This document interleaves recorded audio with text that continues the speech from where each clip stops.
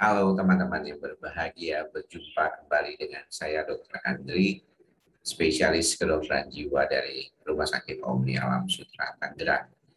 Pada kesempatan kali ini, saya walaupun sedang dalam suasana liburan, saya ingin membantu teman-teman mengenali lebih jauh update-update terbaru terkait dengan masalah gangguan lambung, khususnya GERD dan kecemasan atau anxiety. Nah, kita tahu bahwa banyak sekali studi yang sebenarnya sudah diberikan terkait dengan hal ini dan mungkin teman-teman sudah baca juga.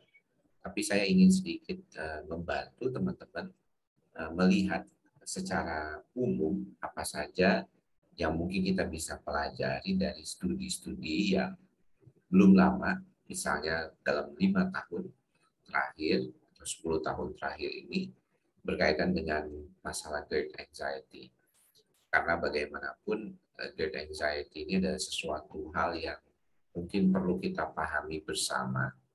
Karena banyak sekali mungkin kebingungan sebenarnya mana duluan yang datang. Apa GERD atau anxiety-nya dulu, apa gangguan lambung, atau masalah kecemasannya. Nah, yang paling penting yang ingin saya tegaskan bahwa sebagai penyebab memang stres atau anxiety, kecemasan, depresi itu tidak sebagai kondisi tunggal. Jadi kalau teman-teman lihat GERD itu nggak ada tuh. Penyebabnya adalah anxiety atau kecemasan atau stres secara langsung ya nggak ada. Jadi yang paling dominan dikaitkan dengan hal ini adalah bahwa kecemasan, stres itu bisa ya membuat parah ya GERD. Nah kita lihat nih berbagai studi ya. Saya sudah siapkan studi-studi apa saja. Nah yang pertama ini ya.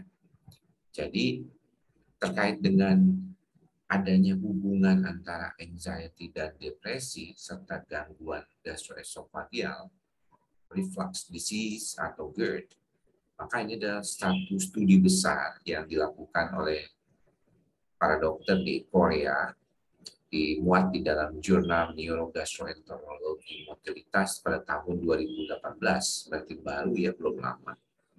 Itu dikatakan bahwa memang manifestasi dari kondisi GERD ini sangat berkaitan dengan masalah psikologis, dikatakan di sini.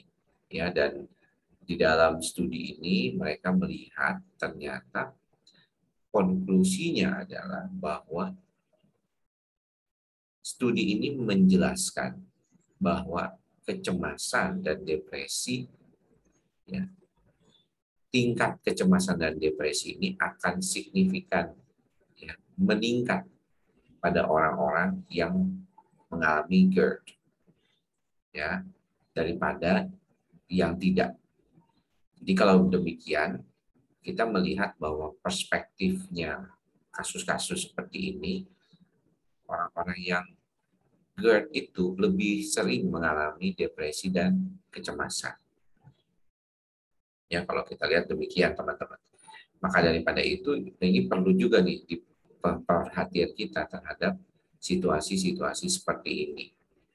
Nah, keadaan lainnya yang mungkin juga perlu diperhatikan di dalam studi lainnya, ini studi yang terbaru juga, baru 5 tahun yang lalu di International Journal of Occupations Environmental Health, dikatakan bahwa judulnya sendiri Psychological Factors Influence the Gastroesophageal Reflux Disease. Jadi faktor psikologis mempengaruhi GERD dan efeknya terhadap kualitas hidup jangka panjang dari seorang pemadam kebakaran di Korea Selatan. Ini juga penelitian di Korea Selatan.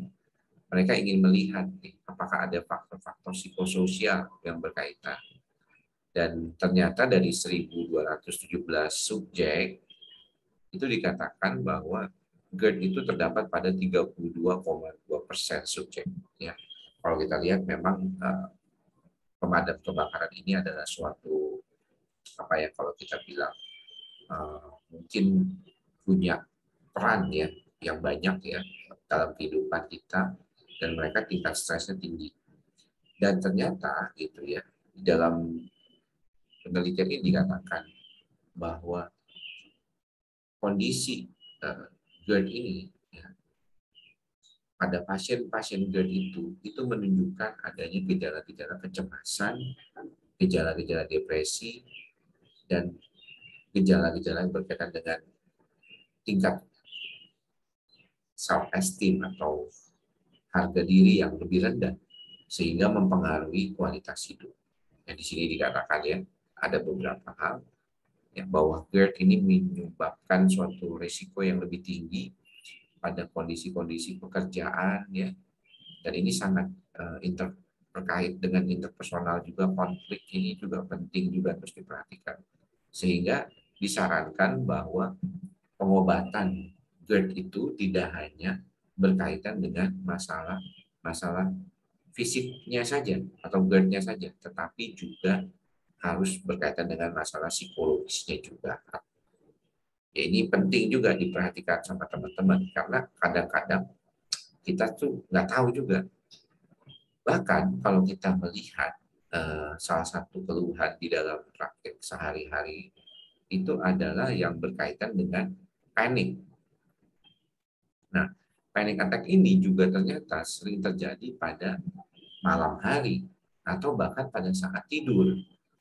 Nah, kalau saat tidur itu ternyata ada satu artikel di sini dikatakan bahwa seringkali gejala ini terjadi pada kondisi memang hiperventilasi sindrom atau hiperventilasi disorder, biasanya berkaitan dengan panic attack ya, atau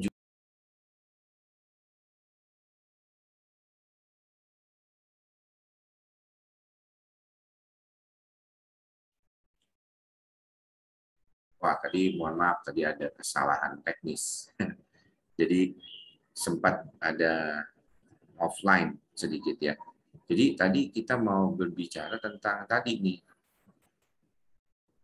ya, bahwa ternyata orang yang GERD itu bisa mengalami gangguan panik juga di malam hari saat dia lagi tidur.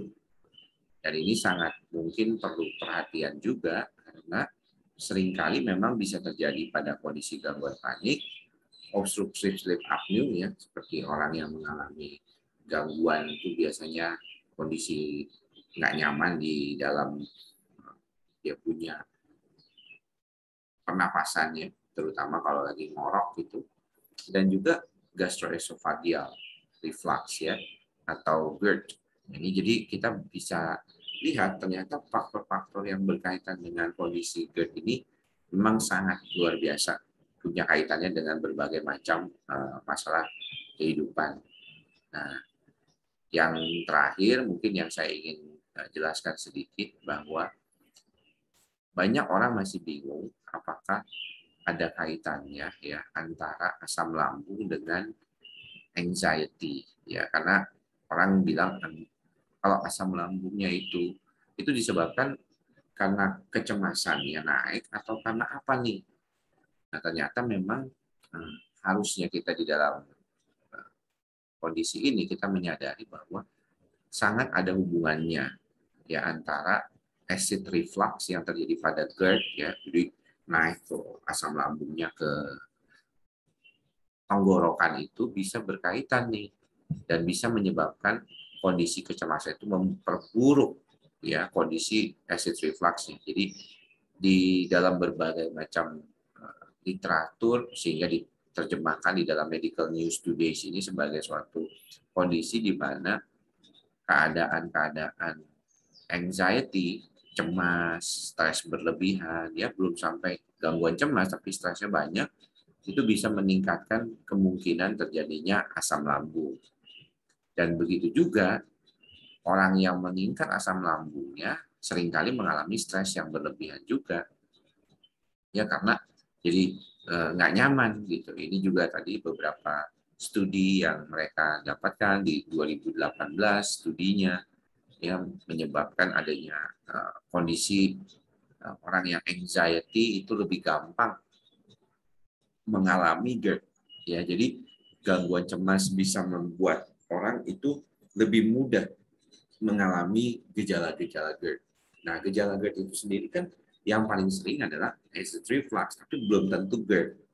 Ya, makanya saya suka bilang tuh, orang kalau dibilang GERD itu harus dapat informasi jelas dari dokter penyakit dalam yang membantu, ya. Karena seringkali keadaannya belum tentu GERD, tapi cuma gejalanya doang, belum nyampe jadi faktor GERD-nya. Karena ternyata klebnya itu nggak kenapa-napa, tapi seringkali karena muncul gejala-gejala nggak nyaman, tadi nih high level of anxiety, ya, jadi cemasnya berlebihan bisa meningkatkan produksi asam lambung, ya, kemudian juga bisa menurunkan sphincter esofagialnya, jadi akhirnya tuh jadi seringkali membuat tekanannya itu, stres itu akan membuat muscle atau otot yang mempertahankan lambung untuk turun, ya, itu menjadi lebih lemah, ya, tekanannya menjadi lemah, ya, pressure-nya, ya, ini kalau dikatakan ya anxiety may reduce, ya, mengurangi pressure atau tekanan di bagian lower esophageal sphincter, sehingga bisa menyebabkan asam lambung naik karena penahannya itu nggak ada, gitu. Dan menyebabkan tension berlebihan. Makanya kalau nggak heran ya, kalau kita melihat kondisi itu jadi tegang gitu di ototnya, di bagian bawahnya itu kalau kita tegang, jadinya asam lambungnya kita jadi naik lebih gampang.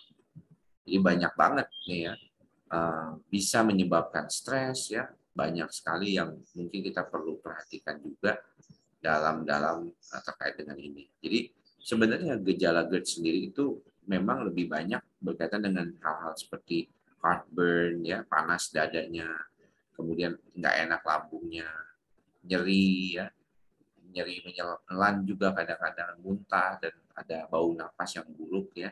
Sedangkan gejala cemas itu ya banyak juga berkaitan dengan kondisi masalah lambung, ya, seperti gas, diare, konstipasi, ya, twitching tense, rapid heart rate, jadi deg-degan, itu penting tuh kita perlukan. Nah, kalau demikian maka adalah perlu buat kita untuk menilai kondisi ini menjadi jauh lebih stabil, bagaimana keadaan stres itu berkaitan dengan GERD-nya, dan GERD-nya sendiri mempunyai kontribusi terhadap kondisi anxiety atau kecemasan. Teman-teman yang mengalami gejala-gejala seperti ini, kalau memang sangat memerlukan, maka bisa berkonsultasi ke dua dokter, ke penyakit dalam dan dokter jiwa. Karena inilah salah satu hal yang paling penting untuk diperhatikan supaya penyembuhannya itu menjadi lebih baik. Di dalam praktek sehari-hari saya sering mendapatkan kasus-kasus seperti ini, dua-duanya itu seringkali mengalami masalah, sehingga kita perlu bekerja sama antara dokter jiwa dan juga dokter spesialis penyakit dalam. Mudah-mudahan informasi update yang saya berikan pada kesempatan kali ini bermanfaat buat teman-teman. Terima kasih sudah menjadi subscriber channel YouTube saya, Andri Psikosomatik. Semoga apa yang kita sering kali dengungkan, ikhlas, sabar, dan sadar, menjadi salah satu hal yang bisa membantu teman-teman melewati kecemasan, dan pada kasus-kasus GERD bisa menjadi lebih baik lagi. Oke, thank you semua. Selamat berakhir pekan. Semoga semua makhluk berbahagia. Salam sehat jiwa. Bye-bye.